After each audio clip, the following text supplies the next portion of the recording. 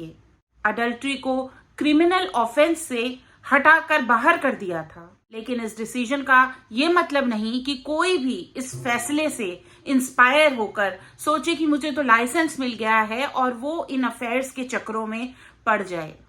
और इसका मतलब ये नहीं कि उसके ऊपर कोई भी कॉन्सिक्वेंसेस लीगली लग नहीं सकते।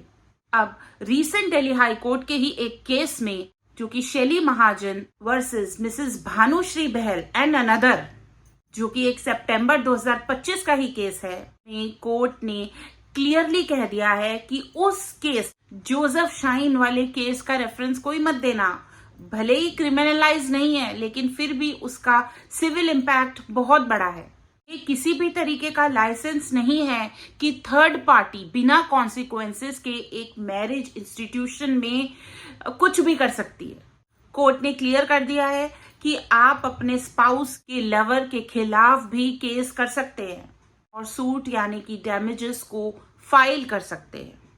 अगर तो ये इंटेंशनल इंटरफियरेंस है और यहाँ पर एलियनेशन ऑफ अफेक्शन जानबूझकर किया गया है कि सामने वाले को पता है कि मेरा जो जिससे मैं अफेयर चला रहा हूँ ये मैरिड है, इनके बच्चे हैं, इनके पास स्पाउस है, फिर भी अगर वो इन्वॉल्व होते हैं तो कॉन्सिक्वेंसेस उनको भी झेलने पड़ेंगे। कुछ शॉर्ट में मैं आपको यहाँ पर की पॉइंट्स बता रही हूँ। तो नंबर 1 तो ये है कि ये एक क्रिमिनल ऑफेंस नहीं है, लेकिन एलियनेशन ऑफ अफेक्शन जो कि एक यूएस लॉ में एक टर्म थी, उसका रेफरेंस देते हुए यहाँ पर आप सूट फाइल कर सकते हैं। अगर तो आपका मेंटल यहाँ पर हैरासमेंट हुआ है, आपका पीस छिना है, आपके ऊपर क्रूरल्टी हुई है।